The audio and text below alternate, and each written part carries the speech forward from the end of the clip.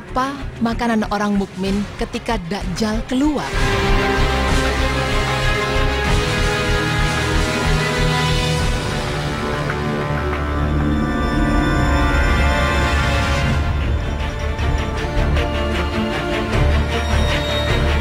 Pemirsa, akan tiba saatnya Dajjal keluar dari tempat persembunyiannya dan menyebarkan fitnah di mana-mana. Ya, Dajjal yang selama ini sering disebut-sebut sebagai salah satu tanda dari kiamat besar memang membuahkan tanda tanya besar di kepala kita. Apakah dia sudah keluar atau belum? Lagi-lagi jika berbicara kapan Dajjal keluar, tentu tidak ada yang tahu pasti. Tapi sebagai umat muslim kita wajib untuk mengimaninya, karena Rasulullah telah bersabda, "Maka saya akan keluar dan mengembara di bumi, dan tiada satupun tempat kecuali saya masuki selama 40 malam kecuali Mekah dan Taibah atau Madinah, karena kedua kota itu diharamkan bagi saya untuk memasukinya.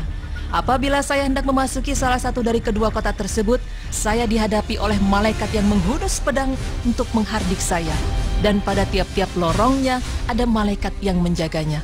Hadis riwayat Muslim.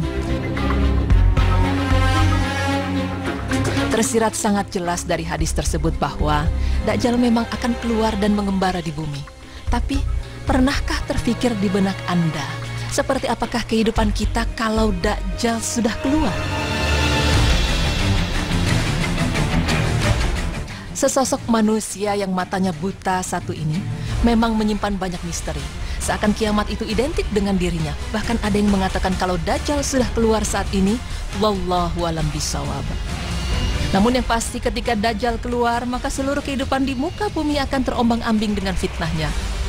Adapun salah satu hadis dari Al-Qadi Iyad rahimahullahu yang mengatakan bahwa Allah Subhanahu wa taala memberikan Dajjal kemampuan untuk menghidupkan orang mati yang ia bunuh.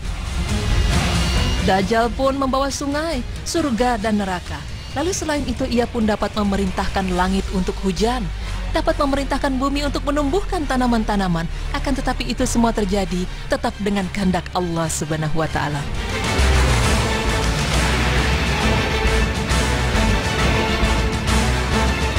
Meskipun Dajjal bisa menumbuhkan tanaman dan menurunkan hujan, tapi bukan berarti makanan kita berlimpah ruah dan bebas makan apa saja.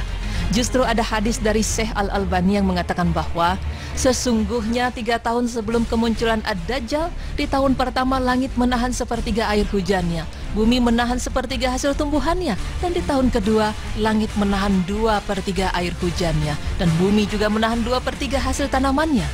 Dan di tahun ketiga langit menahan seluruh yang ada padanya, dan begitu pula bumi, sehingga binasalah setiap yang memiliki gigi, pemamah dan kuku.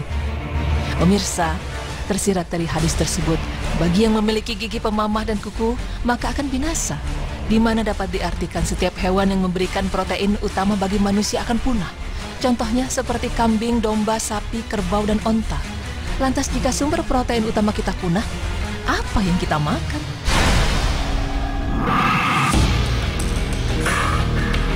Ada sebuah buku dari Syekh Muhammad Nasiruddin Al-Albani rahimahullah, yang mana di dalamnya ada Asma yang berkata, "Akan tetapi mereka tidak mendapatkan apa-apa sehingga aku khawatir terkena musibah kelaparan dan apa yang bisa dimakan oleh kaum mukminin pada waktu itu."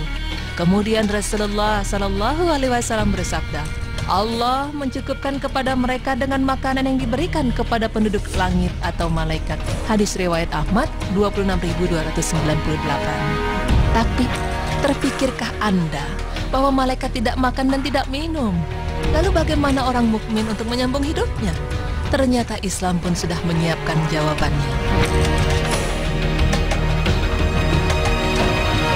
Para penghuni langit atau malaikat terbiasa setiap hari dengan melantunkan tasbih dan takdis. Maka dari itu Rasulullah Shallallahu Alaihi Wasallam menjelaskan bahwa makanan kaum mukmin di masa itu ialah berupa makanan yang sama dengan penghuni langit, berupa tasbih dan takdis.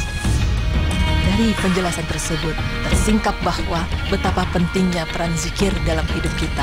Bahkan jika dilakukan dengan baik dan benar, maka itu dapat menggantikan fungsi makanan khususnya protein yang pada masa itu menjadi barang langka. Namun, ada baiknya kita melindungi diri dari fitnah Dajjal. Bagaimanakah cara kita agar terhindar dari fitnah darinya?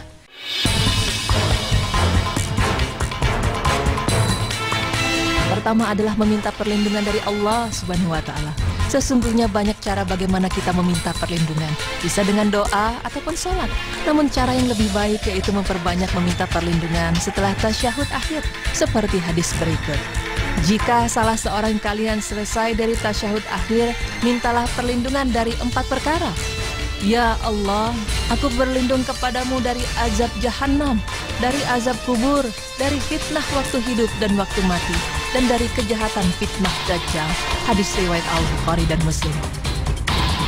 Cara lain untuk menghindari diri dari fitnah Dajjal adalah menghafal seluruh ayat pertama dari surat Al-Kahfi, baik dari awal ataupun akhir dari surat tersebut.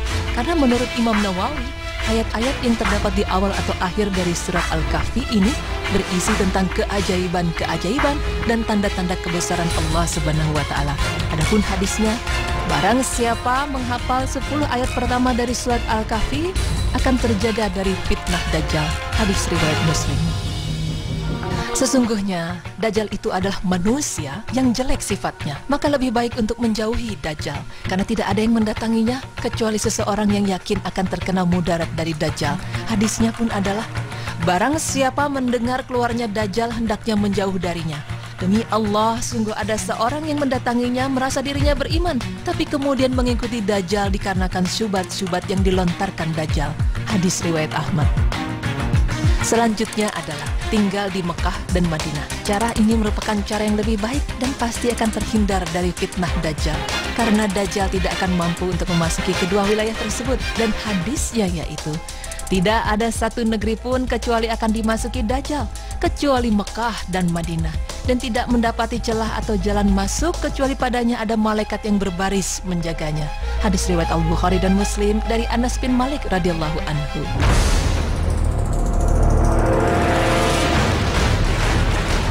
Pemirsa beriman, sosok manusia yang terkenal dengan bermata satu ini suatu saat nanti memang akan keluar menemui umat manusia di bumi.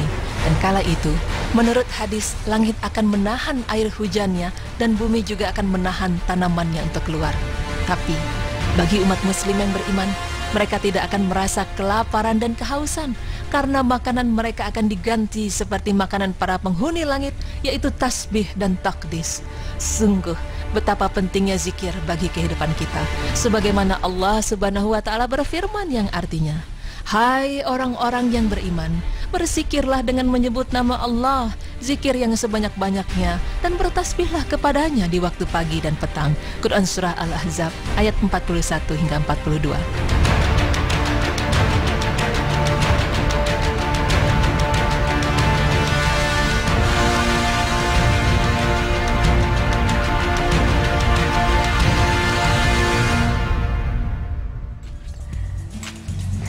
Assalamualaikum warahmatullahi wabarakatuh. Alhamdulillah pemirsa, gimana puasanya hari ini? Insya Allah semua diterima. Amin. Dan masih semangat karena Betul. masih awal-awal nih lagi semangat banget. Dan alhamdulillah pastinya kalau puasa pertama dan kedua nih lagi rame-rame buka bareng sama keluarga tercinta. Betul, kayak kita barusan buru-buru ya. Betul banget. Tapi saya sempat tadi buka bareng sama suami, tinggal nanti terawih dia nungguin saya biasa terawihnya. Masya Allah, senang sekali. Dan Yes. tadi kita udah bahas tentang ketika Dajjal keluar nanti orang-orang di bumi ini makan apa? Bener banget, aku baru tahu ternyata ketika Dajjal keluar nanti sumber protein itu udah habis ya. Betul. Masya Allah. Jadi kita hanya makan tasbih dan takdis. Itulah kenapa kita harus sering-sering untuk berzikir, untuk sering bersolawat, karena nanti itu yang akan jadi makanan kita ya. Betul sekali, kita harus membiasakannya dari sekarang. Tapi semoga tidak sampai ke zaman itu sih sebenarnya Sidi. Iya benar. Semoga. Nah baik pemirsa, setelah ini kita akan membicarakan tentang tips and trick tentang supaya kita lebih fit ketika lagi puasa. pas banget itu. Kita perlu banget tipsnya nih karena masih ada 28 hari ke depan. Iya. Oke, nanti kita bahas, jangan kemana-mana, tetap di Berita Islami Ramadan.